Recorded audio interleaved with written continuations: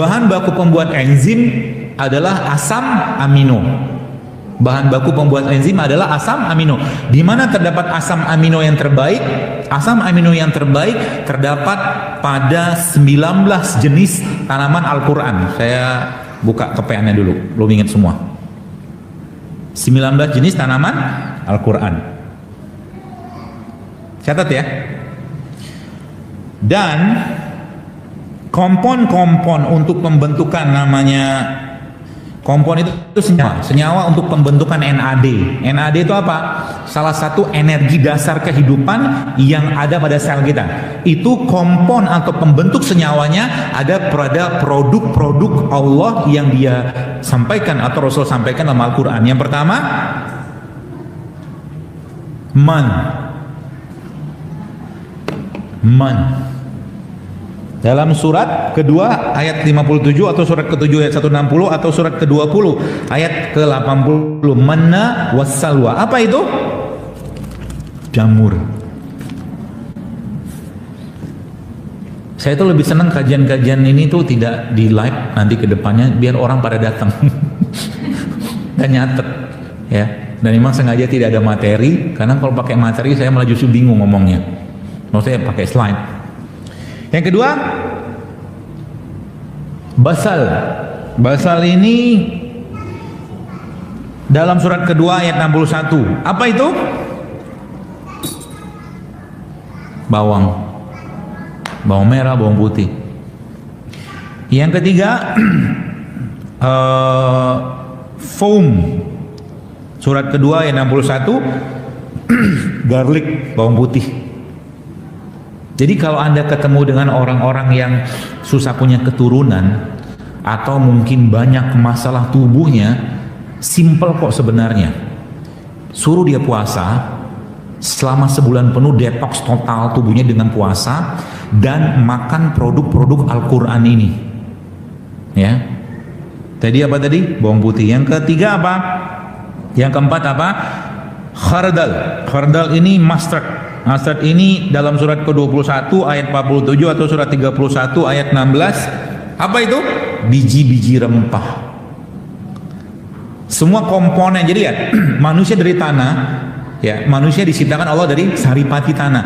Dari mana kita bisa mengakses kebutuhan magnesium, kalium, segala macam tadi, kalium segala macam dari tanah juga.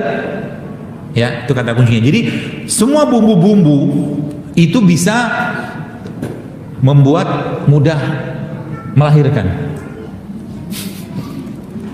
Kenapa saya bisa berkesimpulan ini? Ada penelitian yang dilakukan di 2 negara. Bukan penelitian, saya pernah baca datanya. India merupakan salah satu negara yang sangat besar pertumbuhan penduduknya. Kenapa? Karena orang India pagi siang malam makan masalah. Masalah tahu? Masalah itu bumbu. Ya, masalah mereka tuh masalah tuh bumbu, masalah dosa. Masalah dosa itu kayak makanan di tepung, ya. Bahkan di sana, waktu saya pernah mampir ke sana, itu soda pun dikasih bumbu sama dia, air soda. Pokoknya di apapun ada sodanya, ada chai. Chai itu kan moji chai gitu kan. Chai itu apa tuh namanya, teh susu. Itu dikasih bumbu loh, dikasih kapulaga sama dia. Makanya orang India tuh spermanya dan ovumnya tuh reaktif banget. Sehingga ya gitulah. Sehingga pertumbuhan mereka tuh luar biasa. Itu India yang makan bumbu. Ya maksud tadi kan. Nah, ada satu lagi negara yang lucu tanda kutip. Namanya Zimbabwe kalau nggak Nigeria. Negara ini negara yang angka ketahanan pangannya rendah. Atau mereka bahasa singkatnya susah makan. Ternyata angka pertumbuhan penduduk di sana juga tinggi. Gara-gara apa? Sering puasa. Karena nggak ada makan. Paham maksudnya? Ya, bumbu dan puasa. Jadi kalau kita mau gabungin gimana? Indonesia tuh kaya raya sama bumbu. Ya, makanya ketakutan kalau penduduk Indonesia itu bertambah terus, sehingga dibikinlah program KB. Ketika dibikin program KB pakai hormon, pasti akan terjadi imbalance hormon. dan pasti akan kemungkinan besar akan memicu tumor, kanker gara-gara hormon yang diberikan pada birth pill kalau mereka bilang. Kalau diceritain panjang lebar nanti pusing Anda. Nggak usah deh, cukup tahu sedikit saja. Yang jelas itu salah satu biang kerok masalah imbalance hormon pada wanita, dan ujung-ujungnya kalau sudah imbalance hormon maka tiroid itu di sini king hormon akan bermasalah. Kalau the king hormon bermasalah, wassalam, bye bye, semua akan bermasalah. Bapak-bapaknya, wah kami kan nggak makan pil KB, yes, tapi Anda makan obat kolesterol. Obat kolesterol sama, kan kolesterol di atas tuh, tiroid itu ada di bagian bawah tuh. Bahan bakunya dari kolesterol. Ketika di stop kolesterolnya, dibatasin, maka tiroid nggak bisa bikin hormon. If you know what I know, kalau Anda tahu apa yang saya tahu, Anda akan mulai mikir makan obat dan hormon, ya. Dan ini jadi komoditas kadang-kadang. Saya pernah ketemu dengan ibu-ibu konsul waktu itu, ya, tak kapan lupa saya itu. Dia jerawatan. Jerawatan, terus konsul ke seorang dokter atau apa saya lupa lah. Terus dikasih obat hormon. Saya geleng-geleng aja. Dan obatnya itu nggak murah. Satu paket tuh 5 juta apa 10 juta gitu. Untung obatin jerawat doang. La haula wala quwata illa billah. Ya. Padahal ngobatin jerawat itu dengan cara apa? Pakai apa ayo? Coba saya tanya ke Anda yang pernah jerawatan. Jerawat tuh muncul kalau apa? Pertama, banyak pikiran, betul? Yang kedua apa? Kalau nyampah, udah gitu aja lah. Dan nyampahnya ini mending kalau nyampah biasa. Yang disampahin itu produk-produk yang sifatnya estrogenik. Contohnya apa? Salah satunya produk yang berbasiskan kedelai. Kedelai ya. Emang kedelai bermasalah? Iya. Karena zaman sekarang manusia, khususnya wanita, Anda sudah cukup banyak berlimpah hormon estrogen, Bu. Ketika masuk lagi estrogen, nanti akan muncul satu kondisi disebut dengan estrogen dominan, yang saya masih janji mau share kuliahnya tapi belum kelar karena mau ngumpulin bahan dulu. Ya, estrogen dominan. Kalau sudah estrogen dominan, ya sudah banyak urusan, PCO, endometriosis, kanker, tumor, semua komplit. Gara-gara estrogen dominan. Ya. Lanjut yang tadi ya. Lalu yang selanjutnya adalah sider. Sider ini bidara. Ya, bidara merupakan salah satu tumbuhannya atau produknya Allah yang sebenarnya kalau dikombinasikan dengan 3 produk ini, Anda akan tersuplai dengan kalsium yang amat sangat super duper tinggi. Yang pertama daun tim, yang kedua bidara, yang ketiga ini kunyit. Ya. Jadi di rumah kalau bisa tanam tuh bidara. Ya, pohon bidara. Bukan cuma buat mengusir jin saja, tapi Anda pun bisa minum. Tapi kalau darah rendah jangan minum, ngedrop nanti dia. Ya, tapi buat ngambil faedah dari keberkahan hadis Nabi bahwa bidara itu bisa mengusir jin, itu bisa Anda pakai juga. Ya, ibu-ibu bapak bisa pakai itu, ambil 7 daunnya, lalu Anda ruqyah daun tersebut, Anda tumbuk-tumbuk, campurkan dengan air, mandikan buat ruqyah, atau diminum juga boleh. Termasuk anak-anak kita yang mungkin nggak jelas tanda kutip perilakunya, susah diatur nih segala macam, ada baiknya Anda juga mandikan dia dengan air bidara. Kalau kita yang nggak jelas juga mandi. Ya. Oke, bidara. Jadi 3 tadi, tin, zaitun sama bidara. Ya, itu adalah produknya Allah yang amat sangat kuat, amat sangat baik untuk meningkatkan asupan kalium atau kalsium. Kemudian apa lagi? Ghassa itu di surat kedua ayat 61, bahasa kitanya timun. Kemudian apa lagi? Yaktin dalam surat ke-37 ayat 146. Apa itu yaktin? Labu yang dimakan oleh Nabi Yunus. Waktu Nabi Yunus keluar dari perut ikan yang besar, Allah tumbuhkan buat beliau sejenis pohon yang berasal dari pohon labu.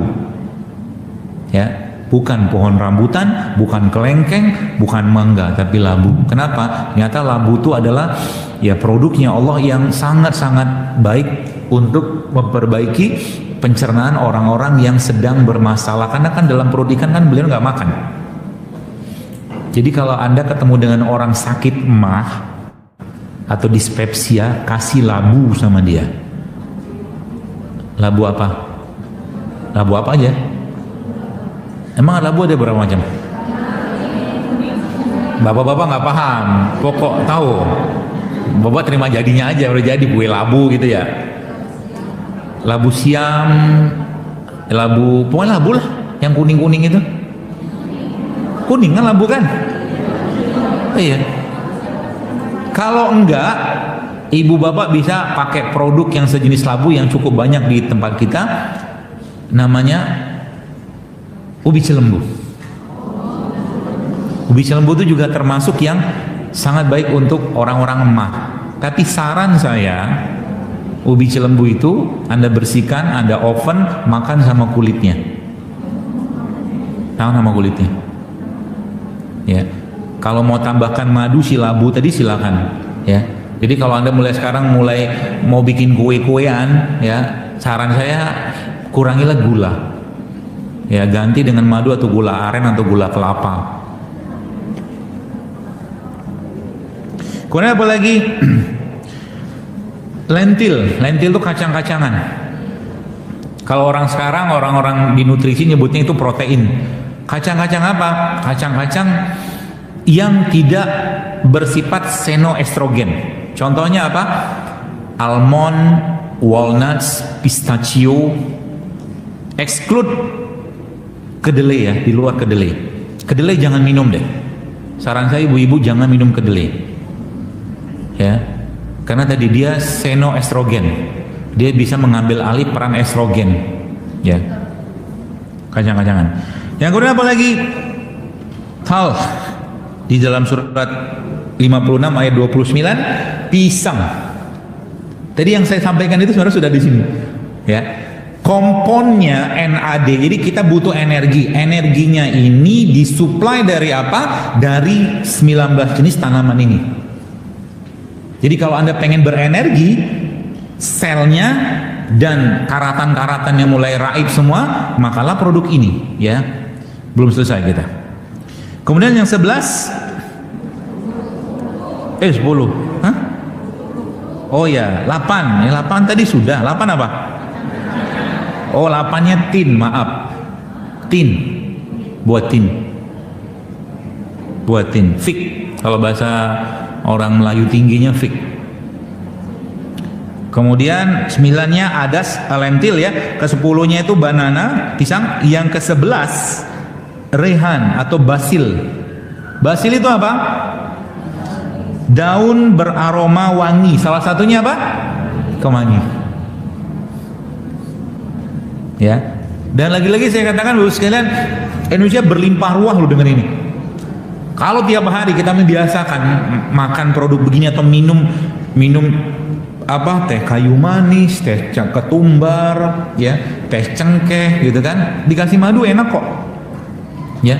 Itu akan jauh lebih sehat. Jadi minum itu bukan cuma sekedar minum, tapi dapat manfaat kesehatan. Kemudian apa lagi? Yang ke-12, olive atau zaitun. Ya, zaitun merupakan salah satu produknya Allah yang dia menjadi salah satu sumber bahan baku buat kompon pembuat energi, termasuk enzim dan segala macam tadi. Kalau susah zaitun, Anda bisa dapatkan VCO. VCO. Saya tidak tahu yang menamakan itu siapa. Kenapa disebut dengan virgin coconut oil? Ya, kalau di bahasa kita kan minyak kelapa darah gitu kan, virgin gitu. Tapi itu minyak kelapa yang putih gitu loh, tahu lah ya. Kemudian yang ke-13 nahl, dates, kurma. Oh, saya bawa kurma.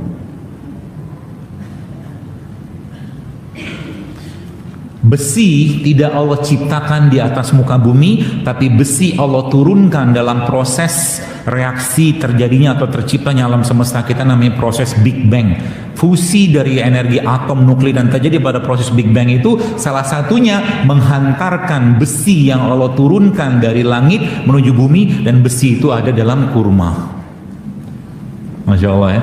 Dan besi merupakan salah satu elemen transisi, ya, ion transisi dalam tubuh manusia yang dia bisa berperan sebagai salah satunya adalah anti kanker.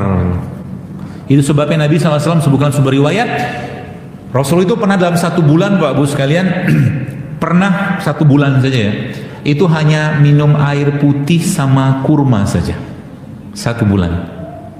Kalau saya memandang ini sebagai konsep kesehatan, maka inilah proses detox yang paling baik untuk orang-orang yang kena kanker. Ketika orang kena kanker makan kurma, kurma ini alkali dan dia punya zat besi, ya. Dan dia minum air, which is itu air alkali atau air zam-zam. Saya belum cerita tentang air zam-zam, kapan-kapan kita bahas tentang air alkali, bagaimana ternyata gen-gen dalam tubuh manusia itu ternyata terikatnya karena satu pH yang sama, yaitu pH-nya alkali. Makanya air zam-zam itu kenapa bisa berperan sebagai air yang bisa menghilangkan kanker, karena dia bisa menguatkan kembali ikatan gen. Dan kanker tidak akan bisa tumbuh pada lingkungan yang basah atau alkali. Jadi ini basah nggak? Ini basah. Ini basah nggak? Ini basah. Ini basah nggak? Ini basah. Yang nggak basah itu apa? Gorengan. Nasi itu asam, gorengan itu asam. Segala jenis produk minyak, tepung, gula, ya, termasuk tadi apa namanya, tepung, minyak, gula, sama nasi itu asam. Karena dia sudah berdiri sendiri, ya, dates. Jadi makanya sebenarnya ngobatin kanker tuh gampang loh. Cuman orang tuh kadang-kadang dikasih tahu nggak percaya. Kanker itu sebenarnya proses alamiah, ya. Kalau mungkin saya punya teman sahabat saya juga dengan pemahaman yang sama seperti saya ini, dia proses alami yang tubuh tuh pengen diperhatikan lebih gitu kan, ya. Sehingga nanti apa? Jangan diserang dianya. Kemoterapi itu kan menyerang dia, marah dia, ya, rontok semua sistem-sistem yang lain. Jadi caranya gimana? Bikin dia starving, bikin dia kelaparan. Kelaparan pertama, jangan kasih asupan nutrisi yang dia suka. Nutrisi yang paling dia suka apa? Gula pasir, salah satunya. Yang pertama apa? Yang pertama. Yang kedua apa? Yang dia nggak suka apa? Puasa. Dan produk kayak begini nggak suka, termasuk Fe atau besi yang ada pada kurma seperti ini, itu dia nggak suka banget. Lama-lama dia akan pergi sendiri, gitu. Kenapa orang habis kena jilatan anjing disuruh cuci pakai air dan salah satunya dicuci pakai tanah? Karena ternyata jenis mikroba yang ada pada air liur anjing itu habitatnya ada di tanah, jadi tanah itu mengantarkan dia kembali ke dalam bumi. Subhanallah. Itu ada penelitiannya, ya. Begitu luar biasa sunnah-sunnah Nabi, Bapak sekalian. Jadi kalau kita ikutin tuh, insya Allah akan jauh lebih sehat, ya. Itu ya, kurma. Jadi kurma termasuk salah satu produk Allah yang jangan pernah kosong di rumah Anda. Kenapa? Karena ada janji Nabi. Nabi janji apa? Nabi janji barang siapa tidak akan kelaparan orang-orang yang di rumahnya ada kurma, kata Nabi, ya. Apalagi kurmanya kurma yang ada hadis secara khusus, kurma ajwa misalnya. Tapi kalau nggak ada juga hadis kurma biasa juga nggak apa-apa. Kenapa bisa bikin kenyang? Karena di sini ada enzim. Jadi kalau salah satu yang saya paling suka untuk bikin alpukat itu saya akan cincang-cincang ini, ya. Kalau nggak saya blender, saya cincang-cincang, saya kasih madu sedikit, saya kasih kurma, alpukatnya saya cincang, terus saya makan. Itu sudah cukup kenyang, sangat kenyang. Lemak dapat, karbonya dapat, serat dapat, enzim dapat, ya. Jadi mulai sekarang diubah. Pengajian saya yang di daerah Bekasi Harapan Indah itu lagi sama, nanti insya Allah kita mau rutin di Kementerian Perikanan itu, saya mau kasih semacam kuesioner. Ya, nanti yang ikut kajiannya diukur berat badan, lingkar perut, lemak. Itu ada alatnya, tinggal pegang doang. Ya, jadi nanti ikut kajian itu bukan cuman wah-wah doang di kajian, tapi badannya bener-bener enak gitu loh. Ini hari pertama kajian berat badan misalkan 60, hari kesekian kajian, kesekian kali kajian tetap aja 60, kadang 70 malah. Sedangkan kategori udah overweight atau obese kan nggak seru tuh, harus ada indikator. Ya, oke. Kemudian apa lagi date tadi? Yang kemudian apa lagi? Ke-14, rumman. 55, 14 ya? Hah? 15? 14. Rumman. Rumman ini apa? Pomegranate. Delima. Delima itu, saya pernah dapat ilmunya dari seorang teman dan guru saya juga. Itu termasuk salah satu blood cleanser yang sangat baik. Blood cleanser, pembersih darah. Kurma. Delima. Caranya gimana? Di jus, sak kulitnya. Sak kulitnya di jus. Belum apa-apa sudah. Delima ini termasuk buah yang saya sarankan dimakan sama bijinya ya. Selain ada beberapa buah yang saya sarankan makan sama bijinya, yang mungkin ada lihat di IG saya. Yang pertama kan anggur. Anggur tuh makan sama bijinya. Ya. Nanti kalau tumbuh di mana? Halah, ada aja. Duku makan sama bijinya. Manggis makan sama bijinya. Sementara hanya itu sama tambah 1 delima. Kedondong jangan. Berat itu. Duren itu boleh Anda makan sama bijinya, karena biji duren itu ada kolagennya. Kolagen itu bisa memperkuat urat dan sendi. Kemarin kan sempat ada heboh tuh, ada obat buat tulang yang katanya mengandung babi itu. Udah baca nggak? Nah, itu kan isinya kolagen. Salah satunya bahan bakunya chondroitin sulfat. Chondroitin sulfat itu mereka bikin sintetik, dan lagi-lagi sintetiknya mereka pelajari dari alam. Sedangkan kolagen itu bisa kita dapatkan dari salah satunya ya, biji duren. Yang pertama. Yang kedua dari apa? Dari kolang kaling. Kolang kaling itu termasuk yang tinggi kolagennya. Jadi misalkan ada tulang, jadi ini tulang itu ada kalau kita bilangnya itu urat ya. Kalau dalam bahasa medis namanya tendo. Tendonya ini kalau dia nggak elastis, ketika tulangnya nggak gini, dia bunyi krek gitu. Gitulah. Ini tendonya nggak elastis. Yang pertama, yang kedua, pelumas dia di sini tuh nggak banyak. Nggak banyak gara-gara apa? Gara-gara tersedot terus sama produk kayak beginian lah misalkan. Bukan hanya ini ya. Sehingga nanti kalau orang misalkan masalah di sendinya, masalah di sendi ya. Kalau berdasarkan konsep ini sebenarnya simpel ngobatinnya kok. Makan kolang kaling, tambahkan dengan rumput laut, tambahkan dengan jahe. Jadi jahenya dibikin air wedang gitu, lalu masukin di situ kolang kalingnya, masukkan di situ rumput lautnya. Dan jangan pakai sirup.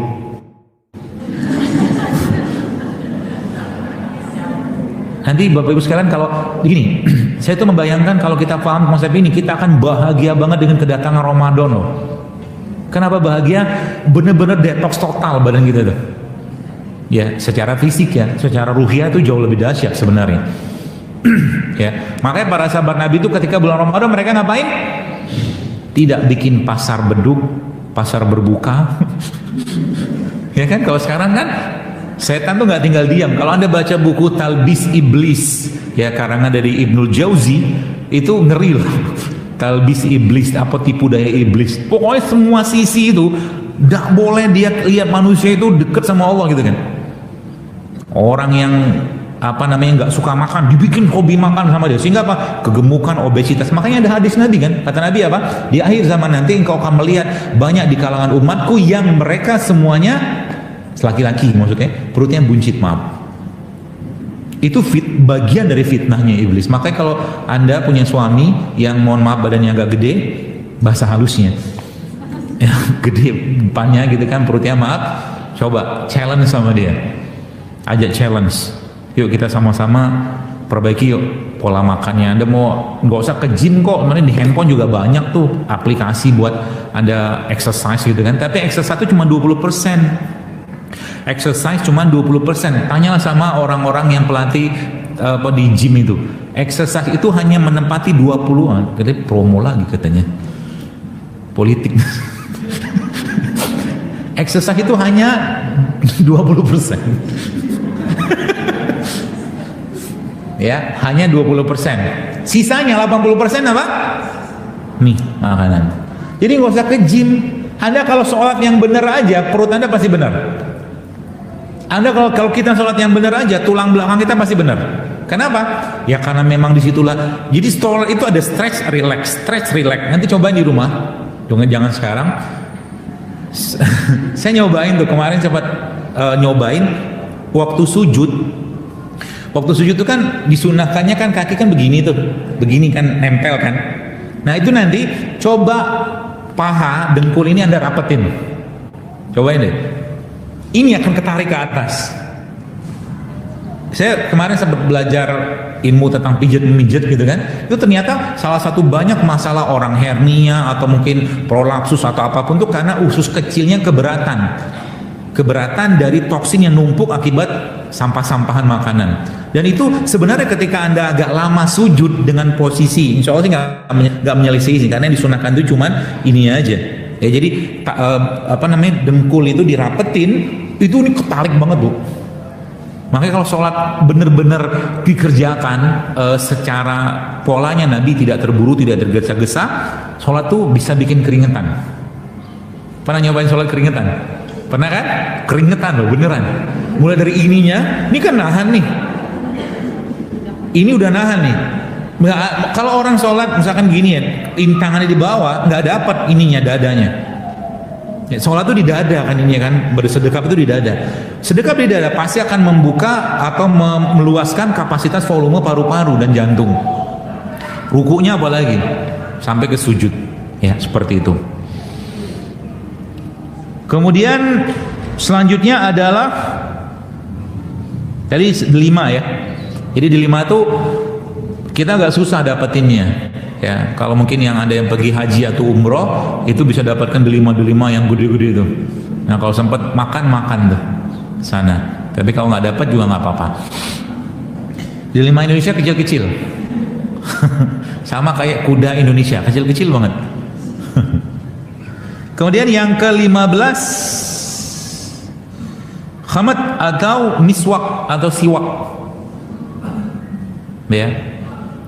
Makanya siwak itu justru malah, saya ada yang kemarin dia sempat baca di postingan saya itu tentang 30 kali bersiwak. Ya. Muslim itu seyogyanya tidak boleh kena karies. Nggak boleh. Nggak boleh kena karang gigi. Nggak boleh. Orang dia siwaknya aja kalau kita baca dari hadisnya itu hampir 30 kali loh sehari. Kalau ngikutin hadisnya ya. Nabi katakan apa? Jika seandainya tidak memberatkan umatku, maka aku akan wajibkan mereka setiap habis berwudu atau setiap mau sholat mereka bersiwak. Hitung berapa kali sholat kita sehari semalam. Ini belum termasuk yang ketika masuk ke dalam rumah. Jadi kalau ibu-ibu nanti kalau suaminya pulang kerja, Anda mau ngikutin sunnahnya Nabi salah satunya, samperin dia di depan pintu dan kasih siwak sama dia. Jangan masuk pintu sebelum ente bersiwak. Karena Nabi begitu. Nabi tidak akan masuk rumah kalau seandainya beliau belum bersiwak. Hadisnya begitu. Ya, jadi total sehari kita bisa 30 kali. Dan siwak ini keberkahannya luar biasa. Bahkan disebutkan dalam hadis riwayat Bukhari Muslim, Allah itu ridho dengan orang yang bersiwak. Dan siwak itu bukan odol. Nggak bisa. Kalau menurut saya pribadi nggak bisa tergantikan dengan odol. Kalau konsepnya cuma untuk membersihkan gigi itu lain cerita. Tapi kalau di sini sebutkan bahan-bahan pada siwak itu bahan natural semua. Anda butuh fluoride dalam siwak Anda. Kita butuh silika dalam fluoride ada. Anda butuh atau kita butuh natrium dalam siwak ada. Tapi fluoride-nya bukan fluoride seperti halnya fluoride dalam odol. Itu sebabnya kalau Anda pernah baca odol-odol di luar negeri, ada peringatannya. Jika tertelan, segera bawa ke pusat penanganan keracunan setempat. Beneran loh. Kalau odol-odol di Amerika itu ditulis sama mereka. Jika tertelan, segera bawa ke pusat CDC namanya. Ya, CDC itu pusat penanganan racun lah gitu lah. Dan di komunitas mereka. Nah, kalau Anda masih pakai pasta gigi biasa, saran saya pakailah pasta gigi yang non fluoride, atau kalau emang nggak ada, ya siwak yang terbaik ya. Atau kalau memang adanya cuman itu, pakai odolnya itu, bukan pas lagi, odolnya itu setengah biji beras. Paham maksudnya? Hanya setengah biji beras. Udah cukup membuat giginya berbusa-busa. Karena odol zaman sekarang penuh dengan deterjen. Kemarin saya sempat melihat ada produk dari Singapura sih, odol gitu kan, dan ini nggak berbusa, dan semuanya plant based derived, jadi buat dari tumbuhan semua, nggak ada deterjen, nggak ada fluoride, nggak ada silika, nggak ada macam-macam, nggak ada. Harganya yang bikin saya haru. Ya belilah gitu kan, pengen nyobain gitu kan. Segini tuh satu botol tube kecil gitu tuh 170.000. Ya, enggak apa-apa. Enggak boleh bilang mahal kata motivator. Oke, lanjut ya. Kemudian 16. Gas ini kalau bahasa kitanya pohon semak atau perdu. Perdu itu pohon yang tidak lebih tingginya dari 1 meteran. Contohnya apa Indonesia? Pegagan. Ya termasuk kalau jahe kan dia tumbuhnya di bawah sih ya. Ya, pegagan, kemudian ya sambiloto, gitu-gitu tuh. Nah, di situ bahan bakunya semua kompon buat NAD tadi.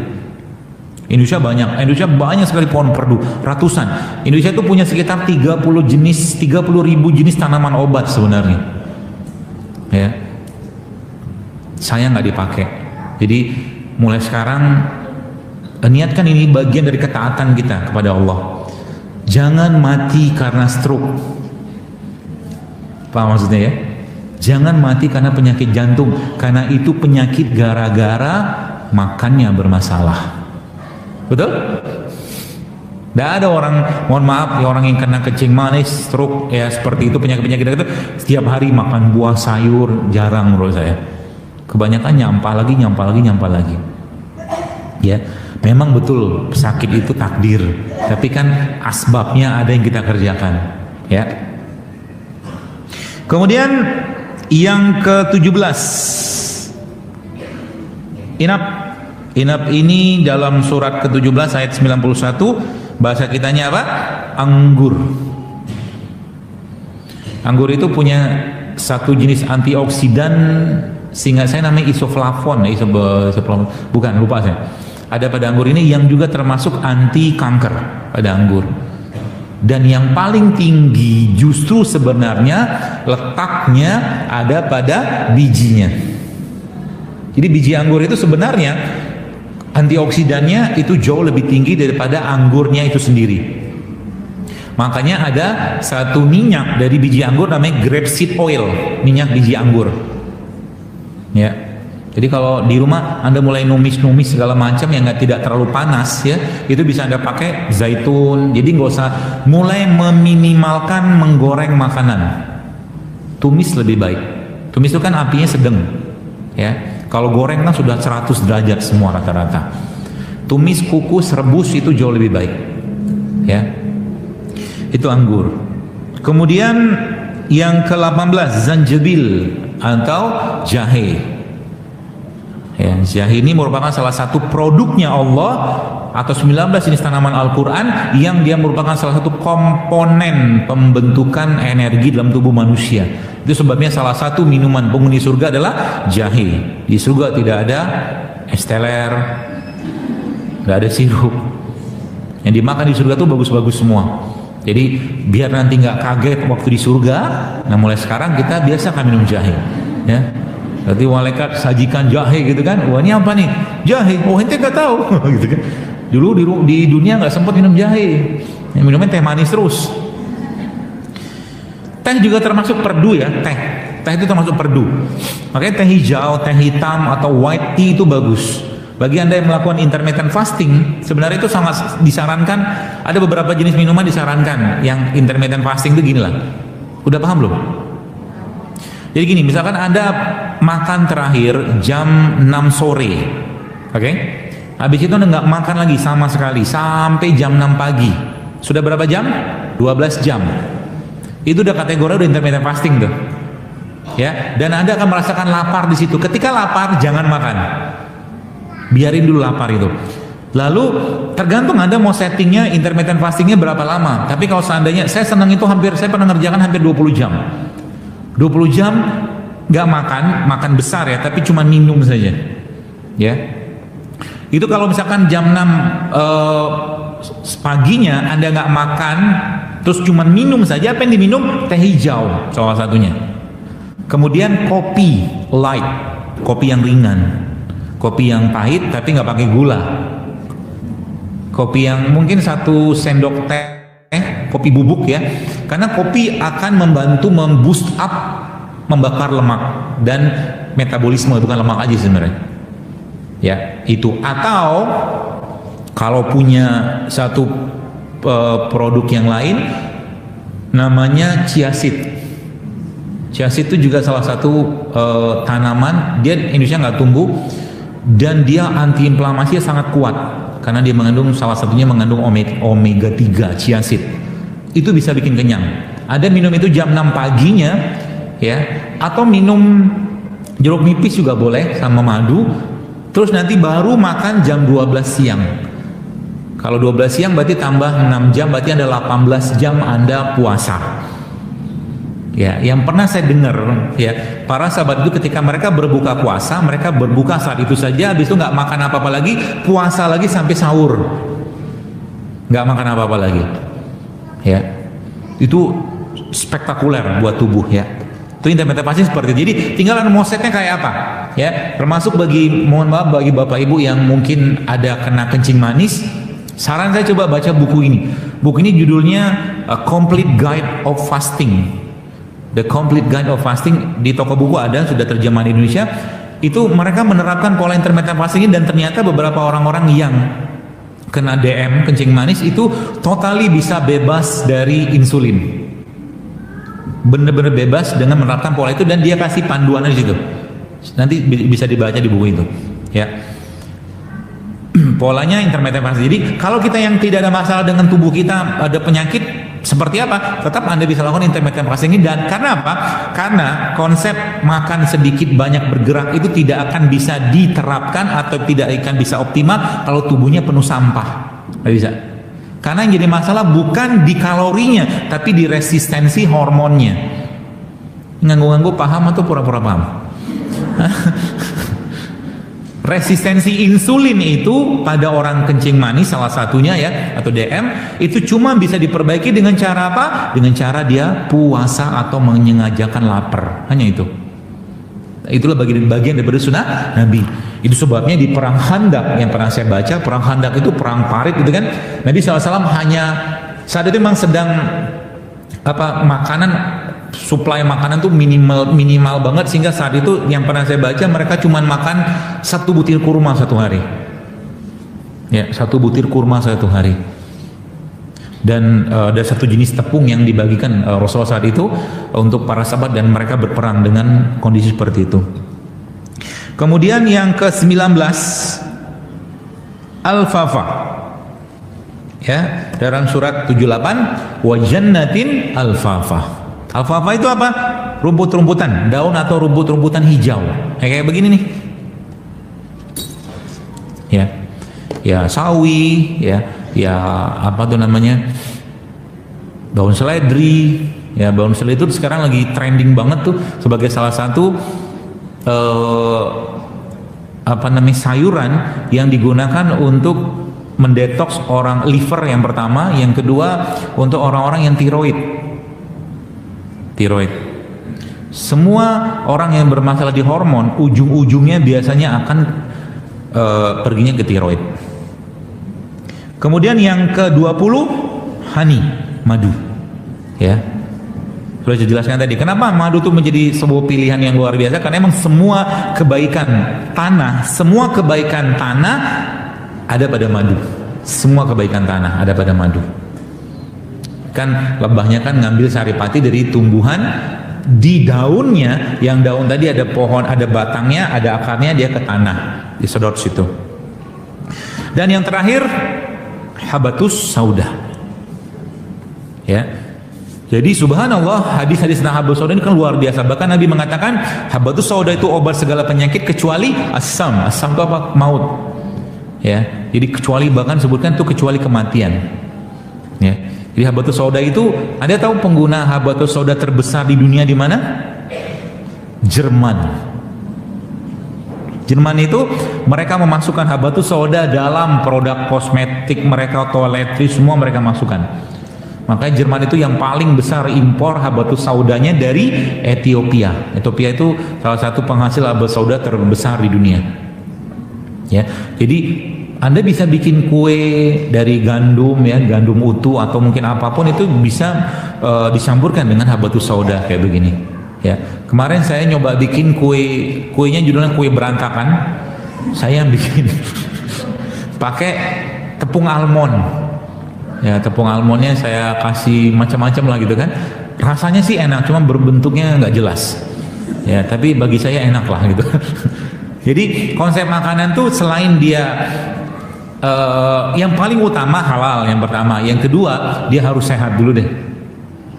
Yang ketiga lezatnya nomor ketiga. Ngapain makan yang lezat-lezat tapi kalau nggak sehat? Ya, lebih baik kita cari yang sehat dan lezat. Dan itu sebenarnya bisa dibuat. Oke?